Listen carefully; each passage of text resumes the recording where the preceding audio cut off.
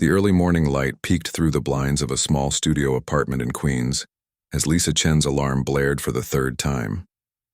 Her hand fumbled to silence it, knowing she couldn't afford another 5 minutes of sleep. The apartment was barely 400 square feet, but the rent still ate half her monthly income. In one corner stood her most prized possession, an old upright piano she'd bought secondhand when she first moved to New York City.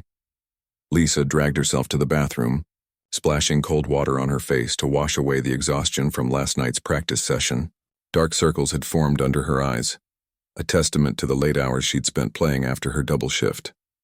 As she brushed her teeth, she hummed the melody that had kept her up until 2 a.m., Debussy's Clair de Lune, a piece she was determined to. Perfect. Her morning routine was a well-choreographed dance through the tiny apartment, coffee brewing while she showered, toast cooking while she dressed in her black uniform pants and crisp white button-down shirt. The restaurant's dress code was strict, but at least they provided the aprons. As she ate standing up at her kitchen counter, Lisa gazed at the framed photo of her graduation from the prestigious Eastman School of Music. That day had felt like the beginning of everything. How quickly dreams could change course. 6 years ago, she had been on track to become a concert pianist. Then her father's sudden illness had drained their savings and her mother needed help with medical bills. Lisa had put her musical career on hold for what she thought would be a temporary detour. One catering gig had led to another, then to a steady waitressing job. The temporary solution had somehow become her life. The morning subway ride was crowded as always. Lisa squeezed into the train with her earbuds in, listening to recordings of the pieces she was working on. Even without a piano beneath her fingers, her hands moved subtly in her lap, practicing finger positions and transitions. An older woman sitting across from her smiled, recognizing the unconscious movements of a musician. Lisa smiled back, slightly embarrassed but warmed by the silent connection. At exactly 10:30 a.m., Lisa pushed through the employee entrance of the Ivory Room, one of Manhattan's most exclusive restaurants. The place didn't just serve food, it served experiences with prices to match. A 3-course dinner could easily cost what Lisa earned in 2 days. Cutting it close, "Chen," remarked Hector, the floor manager, glancing at his watch as Lisa hurried to the staff room to stow her bag. "Sorry, train delays," she called over her shoulder, though they both knew she was precisely on time. Hector ran a tight ship, which was part of why the Ivory Room had maintained its reputation for excellence over the years. Lisa appreciated his attention to detail, even when it made him demanding. The restaurant wouldn't open for lunch service for another hour, but preparation began long before the first guest arrived. Lisa joined the other servers for the daily briefing in the main dining room, a space transformed from the bustling environment of last night into a peaceful sanctuary of morning calm. Sunlight streamed through enormous windows, casting gentle light across polished surfaces and crisp white tablecloths. And there it was, the baby grand piano that occupied the small raised platform in the corner of the room. Black and gleaming, it was positioned so that whoever played would have their back to the wall and could see the entire restaurant. Lisa's eyes were drawn to it like a magnet, as they were every morning. "Earth to Lisa," teased Danny, her closest friend among the staff, nudging her with an elbow. "Dreaming of serenading us again?" Lisa blinked and returned her attention to Hector, who was reviewing the day's specials and VIP reservations. "We have the Westbrook party at table 12. They're celebrating their anniversary, so let's make it special. The Lang's at table 7. Mrs. Lang has a shellfish allergy, so be vigilant about cross-contamination alerts to the kitchen. And most importantly," Hector's voice became even more serious, "the Pelham Foundation is hosting a private event in the back room tonight. These are serious players in the arts funding world, so everything must be flawless." After the briefing, the staff scattered to their assigned sections. Lisa and Danny worked together to prepare the tables in their shared area. "You were staring at that piano like a lovesick teenager again," Danny said, as they folded napkins into perfect triangles. Lisa shrugged. "Can't help it. It's a Steinway Model B. Do you have any idea how beautiful the action is on those keys?" "No, but I do know how beautiful that new bartender's smile is," Danny replied with a wink. "Speaking of which, are you coming out with us after shift tonight? A bunch of us are hitting that new place in the village." Lisa hesitated. "I should practice. I've been working on this new piece and And it'll still be there tomorrow, Danny interrupted, placing a hand on Lisa's arm. When was the last time you did something just for fun? Your piano isn't going to get jealous if you take one night off. Before Lisa could respond, the kitchen doors swung open and Chef Roland emerged, his imposing figure commanding immediate attention. The kitchen staff trailed behind him, carrying trays of food for the daily staff tasting. This was another ritual of the ivory room. Every server had to taste each special so they could describe it accurately to guests. Today we have pan-seared scallops with a saffron beurre blanc and microgreens, Chef announced, his French accent thickening when he discussed his creations. And for the main special, a 40-day dry-aged ribeye with truffle potato puree and roasted heirloom carrots. The food was exquisite, as always. Lisa savored each bite, closing her eyes to fully appreciate the flavors. In another life, she might have been a customer here, dressed in designer clothes instead of a server's uniform, enjoying a full meal rather than carefully portioned samples. As lunch service began, Lisa moved through the restaurant with practiced efficiency. To the casual observer, she was simply an excellent server, attentive without hovering, knowledgeable without being pretentious, anticipating needs before guests even realized they had them. But beneath her professional demeanor, she was studying the music that filled the space. The ivory room employed a rotating schedule of pianists who provided live music during lunch and dinner services. Today it was Raphael, a middle-aged man with salt and pepper hair and fingers that moved across the keys with casual grace. He played a mix of jazz standards and tastefully arranged pop songs, background music that enhanced the atmosphere without demanding attention. Between serving courses and refilling water glasses, Lisa mentally recorded every chord progression, every improvised run. Her ears caught a missed note in autumn leaves that no one else seemed to notice. Later at home, she would recreate the music from memory, adding her own interpretations to the pieces. The lunch rush peaked and then gradually subsided. As the last customers lingered over coffee and dessert, Lisa began the reset for dinner service. She was carrying a stack of fresh tablecloths when Hector stopped her. "Lisa," Miguel called in sick. He was supposed to help with the Pelham event tonight. "I can cover," she offered immediately, calculating the extra hours on her paycheck and what that might mean for next month's budget. "Good. Be back by 6 and wear the formal vest and bow tie. These people expect perfection." He hesitated, then added, "They're bringing in their own pianist, by the way. Some hotshot from Juilliard to impress the donors." Lisa nodded, ignoring the small twinge in her chest. Of course they would bring in someone prestigious. The Pelham Foundation supported emerging classical musicians, exactly what she had once hoped to be. During her break, Lisa slipped into the empty back room where the event would be held. Like the main dining room, it had its own piano, a slightly older Steinway, but still magnificent. She glanced around to ensure she was alone, then sat down on the bench. She didn't touch the keys. That would be too risky with staff moving around nearby. But she positioned her hands above them, feeling the phantom weight of the action, imagining the sound that would emerge if she pressed down. Her fingers moved silently through the opening measures of Chopin's Ballade No. 1 in G minor, a piece she had been working on for months. In her mind, she could hear every note, every dynamic shift, every emotional crescendo. "Comfortable there?" came a voice from the doorway. Lisa jumped up as if she'd been caught doing something forbidden. In a way, she had. Gregory Pelham himself stood watching her, an amused expression on his aristocratic face. In his 60s, with perfectly coiffed silver hair and a bespoke suit that probably cost more than Lisa's annual rent, he was the very picture of old money and influence. "I'm so sorry, sir. I was just checking that everything was ready for your event tonight." She straightened her apron nervously. "Were you?" He stepped into the room, his gaze moving from her face to the piano and back again. "Looked to me like you were playing." "No, sir. I would never touch the instruments without permission." This, at least, was the absolute truth. Lisa respected the pianos too much to risk damaging them. He studied her for a moment longer. "What's your name?" "Lisa Chen, sir." "Well, Lisa Chen, I look forward to seeing your service tonight. My guests are rather particular."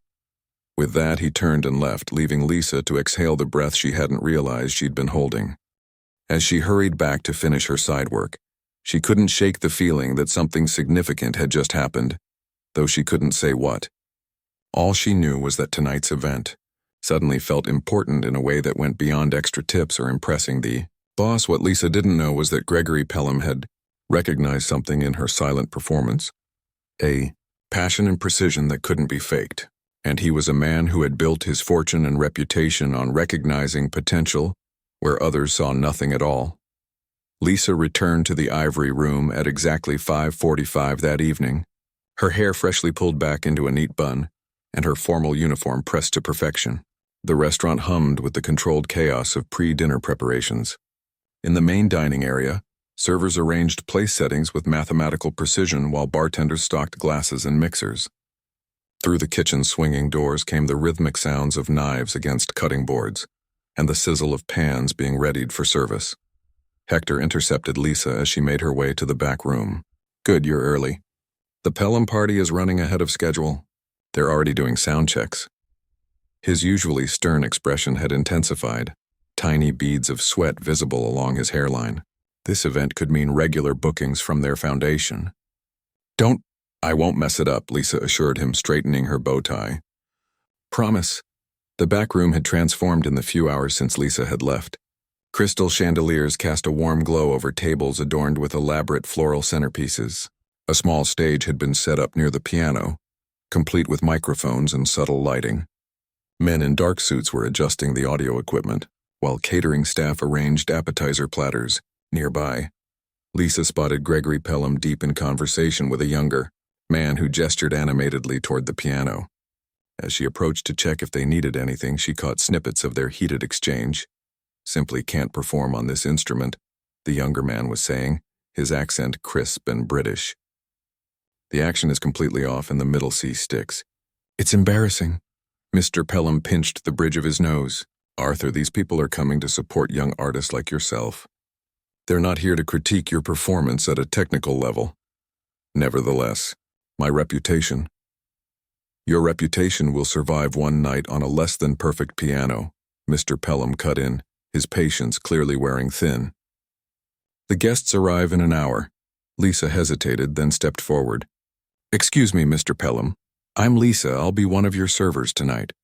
"Is everything all right?" Both men turned to look at her. The pianist, Arthur, gave her a dismissive glance before turning back to Mr. Pelham. But Gregory studied her for a moment, recognition flickering in his eyes. "Ah, Lisa, yes. We seem to have a small crisis with our entertainment for the evening." "The piano is unsuitable," Arthur declared, folding his arms. "I can't possibly play my program on it." Lisa bit her lip, weighing her next words carefully. "I couldn't help overhearing. What seems to be wrong with it?" Arthur let out an exaggerated sigh. "The action is heavy, the middle C sticks, and it hasn't been properly tuned in months." "Need I continue?" "May I?" Lisa gestured toward the piano. Mr. Pelham raised an eyebrow but nodded. "By all means." Lisa approached the instrument with reverence. She sat down, adjusted the bench, and placed her hands on the keys. The pianist was right about middle C. It had a slight resistance. She played a few chords, testing the response of the keys and listening to the sound quality. Years of maintaining her own second-hand piano had taught her a thing or two about minor repairs. "The action is a bit heavy, but it's consistent," she observed. "And yes, middle C is sticking, but it's not the key itself. It's probably just the humidity affecting the action." As for the tuning, she played a chromatic scale, listening intently. "It's not perfect, but it's not terrible either." She stood up and turned to face them. "If you have about 15 minutes, I think I can fix the sticking key. Sometimes all it needs is a little pencil graphite in the right spot." Arthur scoffed. "Are you seriously suggesting a waitress knows how to repair a Steinway?" "I'm suggesting someone who's played piano for 20 years might know a simple fix for a common problem," Lisa replied evenly, though her heart hammered in her chest at her own boldness. Mr. Pelham's expression changed from surprise to curiosity. 20 years? You're a pianist?" Before Lisa could answer, Hector appeared at her elbow. "Lisa, we need help setting up the champagne station," he said firmly, casting a worried glance between her and the two men. "Just a moment, Hector," Mr. Pelham said. "Lisa was about to help us with our piano situation." Hector's face paled. "Sir, I'm sure our regular piano technician would be happy to come in, though on such short notice. That would take too long," Mr. Pelham decided. "Let's see what Lisa can do." With permission granted, Lisa moved with quiet efficiency. She asked for and received a small toolkit from the maintenance closet, then got to work. She removed the piano's fallboard to expose the action mechanism, located the sticky key, and carefully applied graphite to the center pin. After reassembling everything, she played a series of rapid scales and arpeggios to test her handiwork, losing herself momentarily in the music. When she finally looked up, she was startled to find that a small crowd had gathered. Mr. Pelham, Arthur, Hector, and several staff members stood watching her with expressions ranging from astonishment to disbelief. "Well," Mr. Pelham said after a moment of silence, "it seems we have a hidden talent among us." Arthur sniffed but conceded. "The key is working better now." Hector's face was unreadable. "Lisa, the champagne station?" he reminded her, his tone making it clear this conversation would continue later. For the next hour, Lisa worked alongside the other servers, preparing the room for the Pelham Foundation's donors. The guest list was a who's who of New York society, wealthy philanthropists, arts patrons, and cultural influencers. By the time the first guests began to arrive, everything was perfect except for one critical detail. Arthur was nowhere to be found. "Where is he?" Mr. Pelham demanded, checking his watch for the third time in as many minutes. The room was now half full of elegantly dressed guests mingling with champagne flutes in hand. "He was supposed to begin the welcome music 5 minutes ago." Hector, looking increasingly distressed, held up his phone. "He just texted. He's stuck in traffic. There was an accident on Park Avenue. He says he'll be at least 30 minutes late." Mr. Pelham's face darkened. 30 minutes? People are already asking about the music. This event is to raise funds for young musicians, and we don't even have a pianist. Lisa, who was passing by with a tray of canapes, hesitated. The logical part of her brain screamed at her to keep walking, to do her job and stay invisible. But something stronger, perhaps the part of her that had spent thousands of hours practicing in her tiny apartment, dreaming of an audience, made her stop.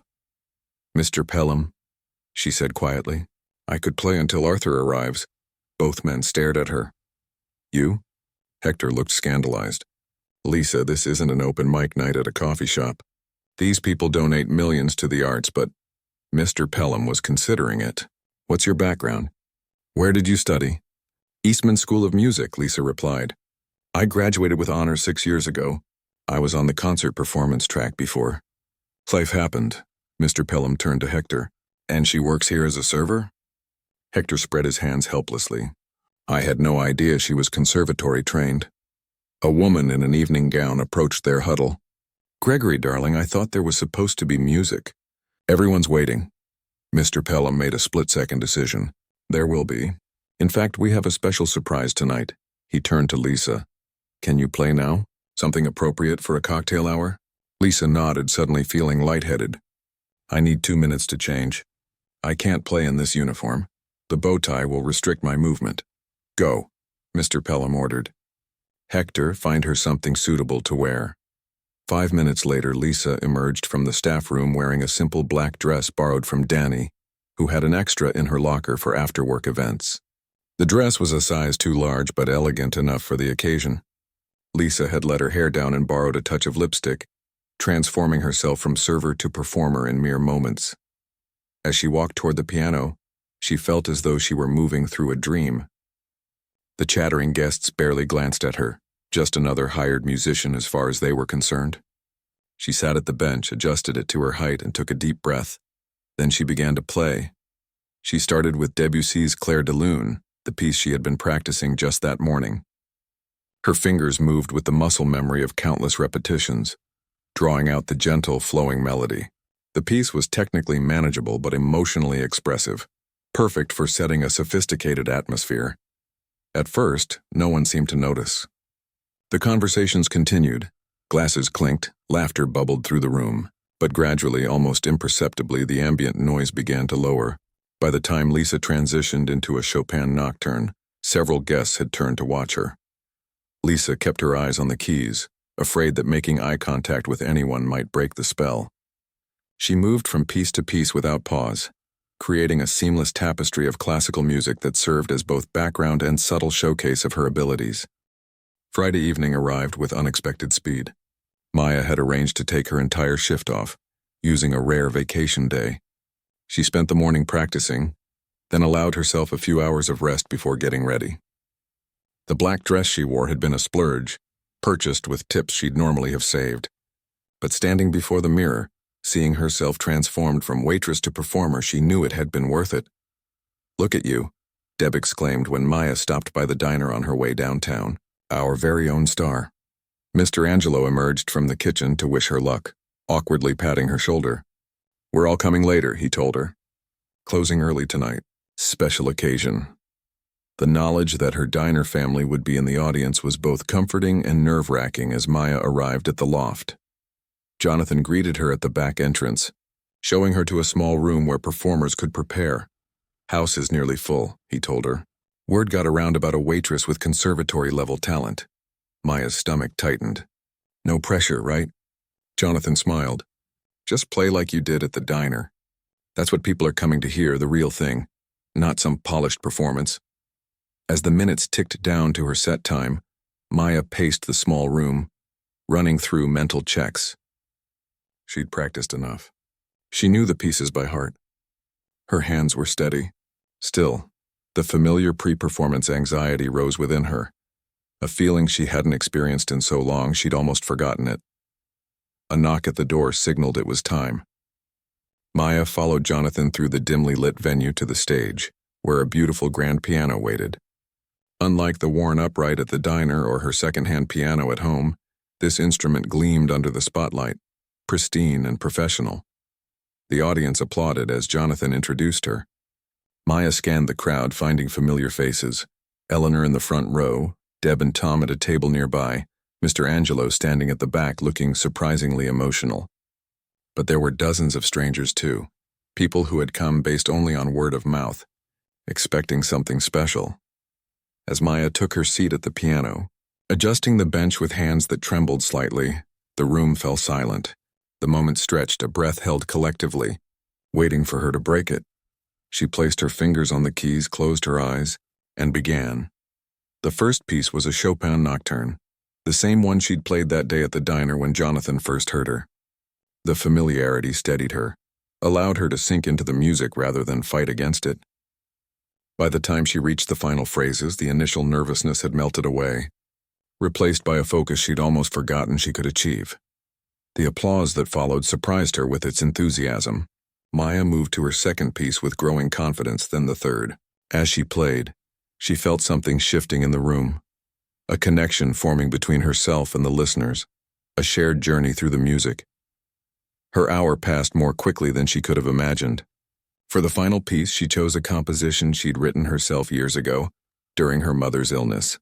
She hadn't planned to include it, had never performed it for anyone, but somehow it felt right to share it now. The perfect bridge between her past and this new present. The piece was simpler than the others, more raw in its emotions. Maya let herself feel everything as she played. The grief, the lost dreams, but also the unexpected joy of rediscovery. When the final notes faded, she kept her head bowed for a moment, collecting herself before looking up. The silence lasted only a heartbeat before the room erupted. People rose to their feet, applauding with genuine appreciation. Maya stood somewhat shakily, overwhelmed by the response. She caught Eleanor's eye, saw the older woman's proud smile and slight nod, an acknowledgement of something accomplished, something reclaimed. As Maya took her bow, she noticed Jonathan standing at the side of the stage, already beckoning to her. When she approached, he was beaming. "That last piece," he said. "What was it?" "It's not in the program." "Something I wrote," Maya admitted. "A long time ago. It was perfect," he said. And the audience thought so too. He gestured toward the crowd, still applauding. "How did it feel?" Maya considered the question, searching for the right words to describe the mix of terror and joy, the sense of returning to herself after a long absence. "Like coming home?" she said finally. Jonathan nodded as if he'd expected this answer, so he said, "Same time next Friday?" Before Maya could respond, she was surrounded by well-wishers, diner regulars who'd come to support her, strangers moved by her playing, and in the center of it all, her makeshift family from Angelo's, their pride as palpable as the music that still seemed to hang in the air. In that moment, standing between the world she'd known and the one she was stepping back into, Maya realized she didn't have to choose. Perhaps the path forward wasn't about returning to old dreams. but creating new ones that honored both parts of her life. The practical waitress who understood the value of hard work, and the musician who had never truly disappeared. Yes, she told Jonathan, her voice steady with newfound certainty. Same time next Friday. The weeks following Maya's first performance at the Loft passed in a whirlwind of change. Word spread quickly about the waitress with classical training, bringing curious new customers to the diner and filling her Friday night sets at the Loft. Maya established a rhythm, balancing her regular shifts at Angelo's with her rediscovered musical life. Mr. Angelo, seeing the potential for publicity, surprised everyone by launching Maya's Thursday Night Keys, a special evening where she performed while customers dined. The first Thursday, the diner was so packed that people stood outside peering through the windows. By the third week, Mr. Angelo had implemented a reservation system for Thursday evenings, something the diner had never needed in its 40-year history. "Never thought I'd see the day," Deb commented, surveying the line of people waiting outside. "Angelo's with a waiting list. Your mother would have been proud." Maya often thought about her mother during performances, wondering what she would make of this unexpected second chance. The memories no longer stung as they once had, softened by time and the knowledge that her mother's illness, which had derailed Maya's original path, had also shaped her in ways that made her playing unique. "You don't sound like a conservatory graduate," Jonathan told her one night after a particularly moving set at the Loft. "You sound like someone who's lived. There's a difference." October brought crisp evenings and larger crowds as Maya's reputation continued to grow. Jonathan approached her one night with an unusual opportunity. "The Harrison Hotel downtown is looking for someone to play their cocktail lounge on Saturday evenings," he explained. "High-end crowd, better pay than the Loft can offer." "I recommended you." Maya hesitated. "Saturday nights are our busiest at the diner." "I know," Jonathan said. "That's why I wanted to talk to you first. This could be a step up. Maya, the hotel has connections to the symphony, visiting musicians, people who could open doors for you." The offer forced a conversation Maya had been avoiding. How far was she willing to let her musical revival go? Playing Thursdays at the diner and Fridays at the Loft had felt manageable, a gentle compromise between her two worlds. Adding Saturday performances at a high-end venue would tip the balance, requiring her to give up her most lucrative shift at Angelo's. "I need to think about it," she told Jonathan. "Talk to Mr. Angelo." "Of course," he nodded. "Just don't think too long. They're seeing other pianists this week." That night, Maya stayed late at the diner after closing, sitting at the piano in the dim light. The decision should have been simple. The Harrison Hotel was offering nearly triple what she made in tips on a good Saturday, for less physical work than waiting tables. Yet something held her back, a nagging doubt about leaving the place and people who had supported her through her hardest years. Mr. Angelo found her there, still playing softly as he finished the night's paperwork. "Sounded like a heavy conversation with your music friend earlier," he said, pulling up a chair. Maya's fingers stilled on the keys. "He offered me a Saturday night gig at the Harrison Hotel," Mr. Angelo whistled. "Fancy. Their cocktail lounge has real crystal chandeliers." "It would mean giving up Saturday shifts here," Maya said, watching his reaction. To her surprise, he nodded thoughtfully rather than objecting. "Figured something like this would happen eventually. You're too good to stay hidden forever." "I haven't decided yet," Maya assured him. "This place gave me a job when I needed it most. I don't want to just walk away now that something better comes along." Mr. Angelo laughed, the sound echoing in the empty diner. "Kid, I've owned this place for 35 years. You know how many people I've seen come and go? Dozens. College students working summers, parents needing flexible hours while their kids are in school, people between careers." He shrugged. "That's how it goes. People move on." "Is that what you think I'm doing? Moving on?" The words felt uncomfortable, like trying on a coat that didn't quite fit.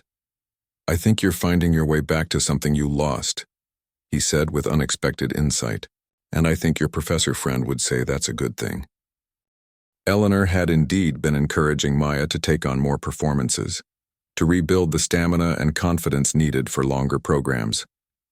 At 78, Eleanor's health had begun to decline, making their lessons less frequent but somehow more urgent, as if she were trying to impart decades of wisdom in whatever time remained. After 2 days of consideration, Maya accepted the Harrison Hotel gig. Mr. Angelo rearranged the diner schedule, moving her to morning shifts on Saturdays and finding someone to cover the evening. Her weekly routine now involved 3 performances, each in a dramatically different venue: the homey diner on Thursdays, the artistic atmosphere of the loft on Fridays, and the elegant hotel lounge on Saturdays. Each space required something different from her. At Angelo's, she played with warmth and familiarity for people who knew her story. At the loft, she could be more experimental, trying new compositions and challenging pieces for an audience that appreciated musicality over technical perfection. At the Harrison, she learned to provide sophisticated background music that enhanced rather than dominated conversations, a skill that required its own kind of artistry. November arrived, bringing early snow flurries and a phone call that would test Maya's newly balanced life. Jonathan's voice on the line was bubbling with excitement. "You're not going to believe this," he began without preamble. "Remember Greg Patterson from the Contemporary Arts Foundation? He was at your performance last Friday." Maya vaguely recalled Jonathan pointing out a serious-looking man in the audience. "Maybe, the guy with the bow tie?" "That's him. He oversees their touring showcase program, and he wants to meet with us tomorrow. Maya, they're putting together a 6-month tour of independent artists for next year, and he's considering you for one of the spots." The news hit Maya like a physical force. A tour for 6 months? Across the eastern states, then a few weeks on the West Coast, Jonathan confirmed. "All expenses paid plus a stipend that's, well, it's significant. More than you'd make in a year at the diner." Maya sat down, her legs suddenly unsteady. "I'd have to leave Angelo's." There was a pause on the line. "Well, yes. But Maya, this is the kind of opportunity musicians dream about. The foundation only sponsors artists they believe in completely. This could be the beginning of a real career." After agreeing to the meeting, Maya hung up and stared at her calendar, where her 3 weekly performances were neatly penciled in alongside her diner shifts. The delicate balance she'd created now seemed temporary, a bridge between her past and a future she hadn't fully envisioned. The meeting with Greg Patterson was both encouraging and overwhelming. The Contemporary Arts Foundation's touring showcase would feature 6 musicians from diverse backgrounds, each bringing something unique to classical and modern compositions. The tour would visit 28 cities, with performances in everything from prestigious concert halls to community centers in underserved areas. "We're particularly interested in your original compositions," Greg explained, reviewing the program notes from her recent performances. "Your piece about your mother's illness showed remarkable emotional depth.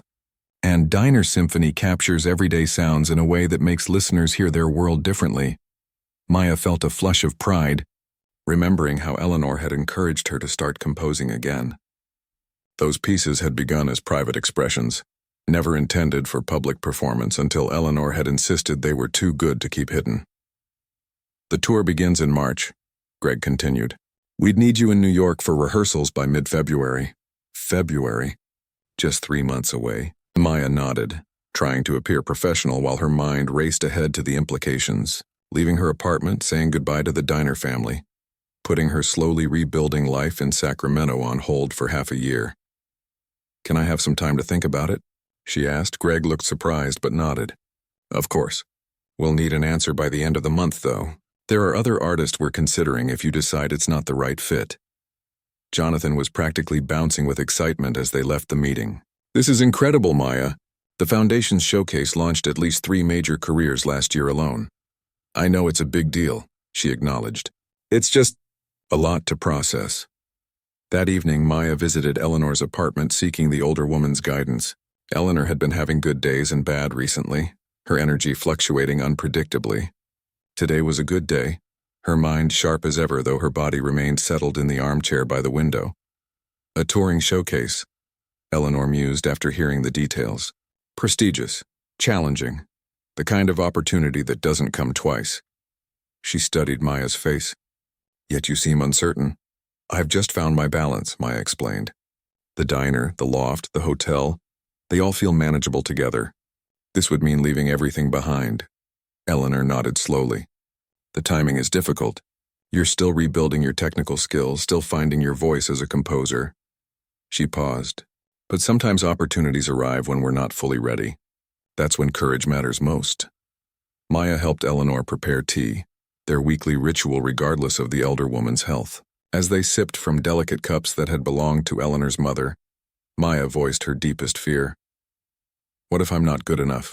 These will be serious venues, professional critics. I haven't played at that level in a decade. Eleanor set down her cup with a firm clink.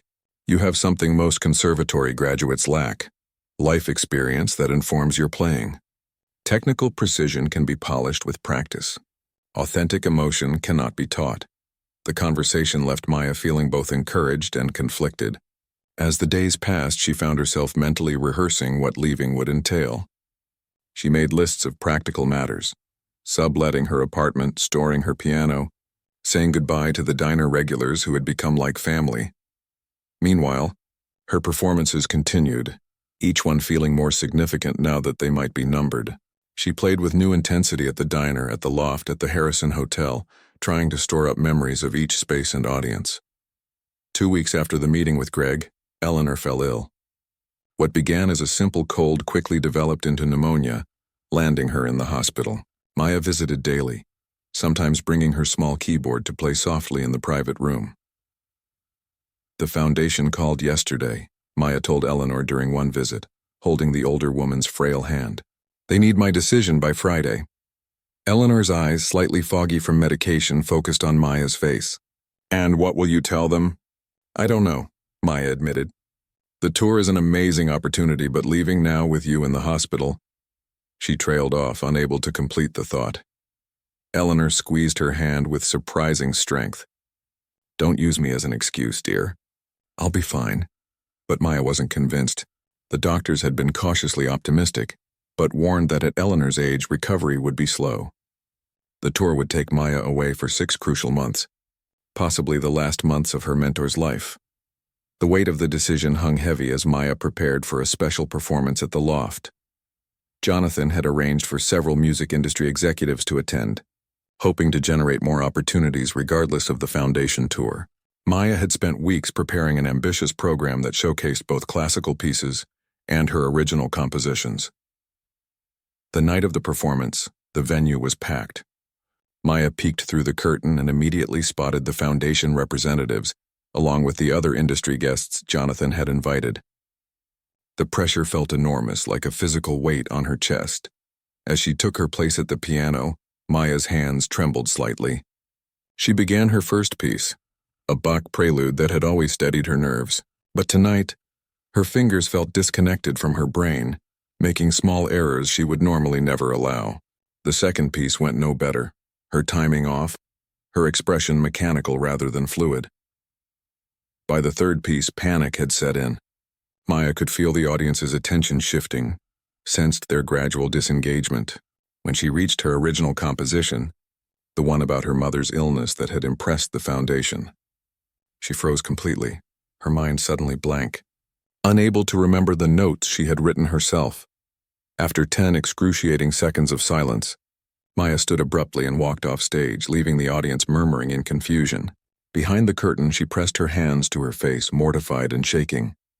Jonathan found her there moments later, concern evident in his expression. What happened out there? He asked gently. Maya shook her head, unable to find words for the storm of emotions: fear of leaving the security she'd built, anxiety about not being good enough, worry for Eleanor, guilt about the diner family, uncertainty about her true path forward. I can't do this, she whispered finally. I'm not ready. The aftermath of her failed performance cascaded through Maya's carefully balanced life. The foundation representatives were polite but clear. They needed an artist who was emotionally prepared for the rigors of touring. The Harrison Hotel manager expressed concerns about her reliability. Even her Thursday night performances at the diner felt strained, her confidence shattered. Only the diner staff stood firmly behind her. Deb made her favorite comfort foods without being asked.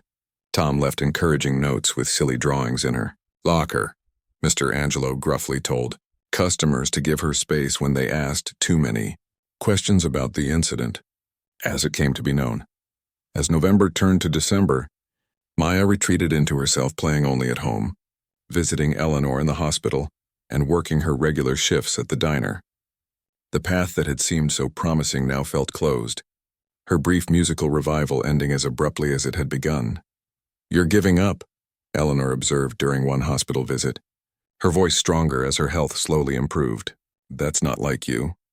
Maya stared out the window at the winter sky. I humiliated myself in front of everyone who matters in the music world. I proved I can't handle pressure. Nonsense, Eleanor said sharply. You had a bad night. Every musician has them. This was different, Maya insisted. I froze because I was afraid. Afraid of leaving, afraid of failing, afraid of choosing wrong. She looked at her former teacher with tear-filled eyes. How do I know which path is right? Eleanor was quiet for a long moment, her weathered face thoughtful. When she spoke, her voice was gentle but firm. Perhaps the problem is thinking you must choose it all. The call came on a Tuesday morning, just as Maya was getting ready for her shift at the diner. She'd been expecting it, dreading it, but nothing prepared her for the hollow feeling that spread through her chest when she heard the news. She went peacefully in her sleep, said the nurse from Lakeside Care Center. She had your last recording playing. The one with your original compositions. Maya thanked the woman, her voice steady even as tears blurred her vision. She'd visited Eleanor yesterday, had held her frail hand and played snippets of music on the small keyboard she'd brought to the care facility. Eleanor had been tired but lucid, offering gentle critiques even then. More heart in the middle section, she'd whispered. Always more heart. Now Eleanor was gone, taking with her decades of musical wisdom and the unconditional belief in Maya that had changed everything. The past 8 months since their first meeting at Angelo's diner seemed both incredibly long and impossibly brief. Maya called Mr. Angelo to let him know she wouldn't be in for her shift. His gruff sympathy, "Take all the time you need, kid," nearly broke her composure. She promised to be back tomorrow, knowing that keeping busy would be better than sitting alone with her grief. After hanging up, Maya moved to her piano as if drawn by an invisible thread. The instrument had been upgraded recently, a proper upright from this century rather than the second-hand one she'd kept for years. It had been a splurge, justified by her growing income from weekend performances at the Loft and the occasional private event that Jonathan had arranged.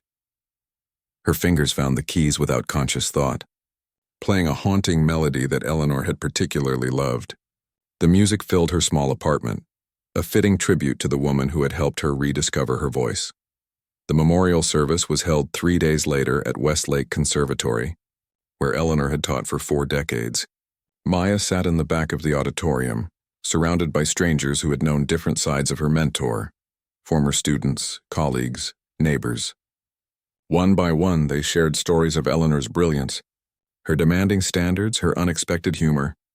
When the formal speeches ended, the director of the conservatory invited anyone who wished to honor Eleanor through music to come forward. Several former students performed brief pieces, their technical skill evident but their playing somewhat reserved in its emotion.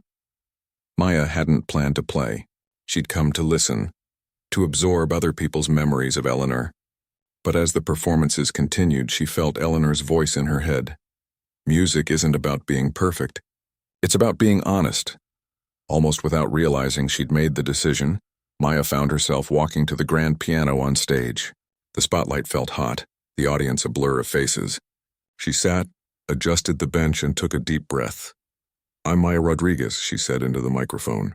"Eleanor found me playing at a diner and changed my life." A small ripple of surprised murmurs passed through the audience. This piece is for her.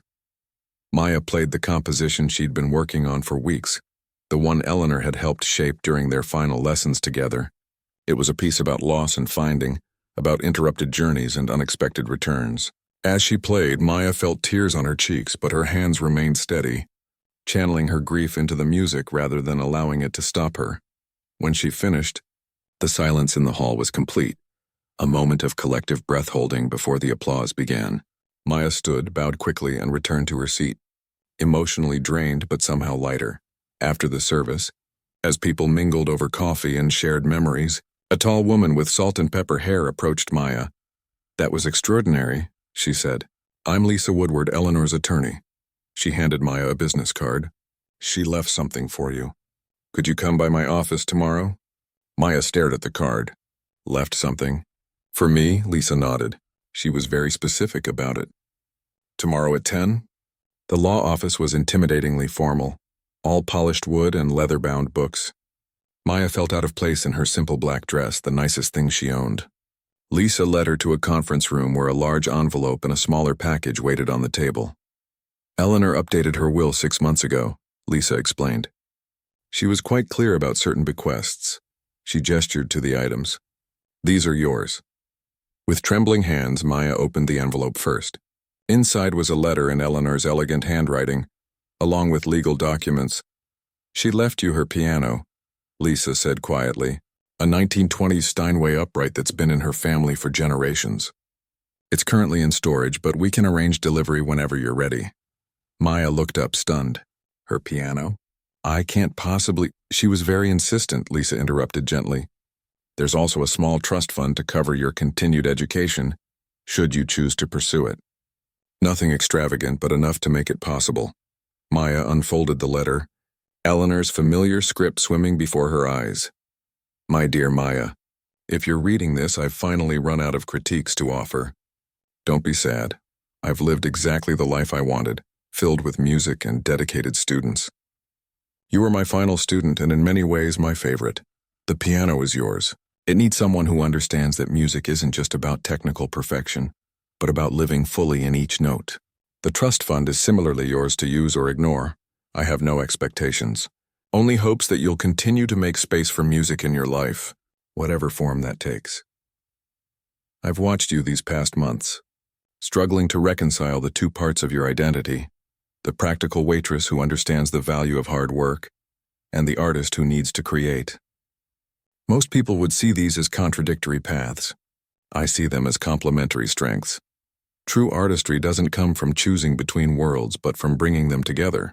Your experiences serving others, listening to their stories, observing life in all its messy glory, these things enrich your music in ways no conservatory training ever could. Don't choose. Integrate, find your authentic voice in the beautiful middle ground. With much love and faith in your journey, Eleanor. Maya read the letter twice, then carefully folded it and placed it back in the envelope. Thank you, she said to Lisa, for everything. The small package turned out to contain a vintage metronome that had belonged to Eleanor's own teacher. A tangible link in the chain of musical heritage that now included Maya outside the law office. Maya stood on the sidewalk, uncertain what to do next. The weight of Eleanor's gift, not just the piano or the money, but the permission to forge her own path, felt both liberating and overwhelming. She took out her phone and called Jonathan. I need your advice, she said when he answered. And maybe your help with an idea. Over the next few weeks, as spring turned to summer, Maya worked double shifts at the diner, saving every extra penny while continuing her weekend performances at the loft. The idea that had sparked during that phone call with Jonathan slowly took shape, becoming more concrete with each conversation, each planning session. Eleanor's piano was delivered to Maya's apartment, necessitating a complete rearrangement of her living space to accommodate 2 instruments. Some nights, she would sit at the Steinway, running her fingers over the keys that had been played by generations of musicians before her, feeling the weight of its history and the responsibility of its future. On a warm Tuesday in July, Maya pinned a notice to the bulletin board at Angelo's diner. Coming soon. Service and Symphony. A dinner concert series bringing music to unexpected places.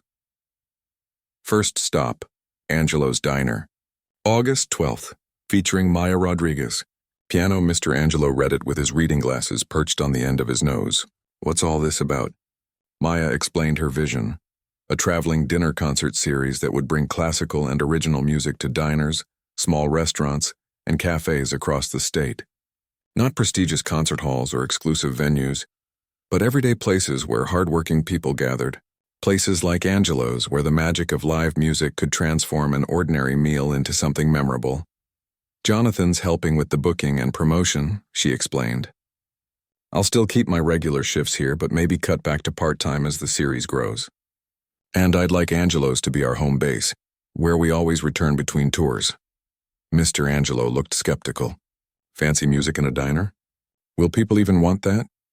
They did before, Maya reminded him, gesturing to the piano that now had a permanent spot in the corner. Eleanor believed there was an audience for authentic music in unexpected places. I think she was right. Word of the upcoming concert spread quickly through the neighborhood. Regular customers asked about tickets, and Mr. Angelo, initially hesitant, began to embrace the idea, even ordering special menus to be printed for the occasion. The night before the inaugural Service and Symphony concert, Maya sat at Eleanor's piano, putting the finishing touches on a new composition. This piece was different from her earlier work. It incorporated sounds and rhythms from the diner, the percussion of dishes and silverware, the melody of everyday conversations, the harmony of people coming together over food and drink. She titled it Eleanor's Wisdom and placed it at the center of her program. The following evening, Angelo's diner was transformed. Tables had been rearranged to create a small performance space around the piano. Battery-operated candles, Mr. Angelo had vetoed real ones as a fire hazard, gave the normally bright diner a softer glow. Deb had spent hours making centerpieces from coffee mugs filled with fresh flowers. By 6 o'clock, every seat was filled. Regular customers sat alongside music lovers who'd seen Maya perform at the Loft, curious neighbors next to critics from the local paper. Jonathan had worked his media connections, resulting in a photographer from the city magazine and a blogger known for spotlighting innovative arts initiatives. As Maya emerged from the kitchen in a simple black dress, the same one she'd worn to Eleanor's memorial, now paired with her waitress apron as a deliberate statement, the diner fell silent. She took her place at the piano, looking out at the familiar space now filled with expectant faces. "Thank you all for coming tonight," she began.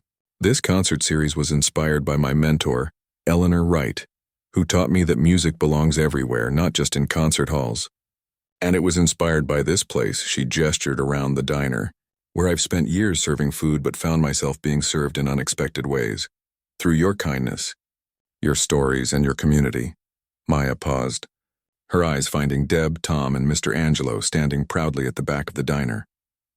Tonight's program moves between classical pieces and original compositions. The centerpiece is called Eleanor's Wisdom, and it's about finding harmony between different parts of our lives rather than feeling forced to choose just one. As she turned to the piano, Maya caught sight of Jonathan giving her a thumbs up from his table near the window. His belief in her vision had been unwavering, his practical help invaluable. But the courage to pursue this path had come from within, from the waitress who understood perseverance and the musician who needed to create. Maya placed her hands on the keys, took a deep breath, and began to play. The music filled the diner, transforming the ordinary space into something magical, just as Eleanor had once transformed a simple cup of tea and a slice of pie into the beginning of a new journey. And as Maya lost herself in the performance, she realized she had found her authentic voice, not by choosing between serving plates or playing keys, but by embracing the beautiful harmony of both.